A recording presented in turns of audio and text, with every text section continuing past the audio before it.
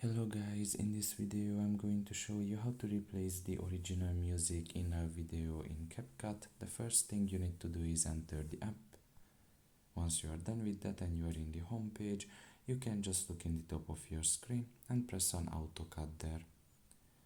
Now you can just select the video and you can just press on next. Now you can just wait a little bit here. And as you can see, there is the video that you have just uploaded here. And if you want to change the original music, you can just press on replace here, and you can just replace it with any other music or sound here. You can see, for example, Way Down We Go or Happy to Be.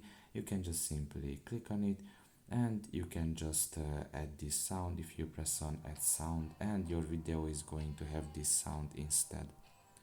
So that's pretty much it really. I hope this video was helpful to you. Thank you for listening and see you next time. Bye bye.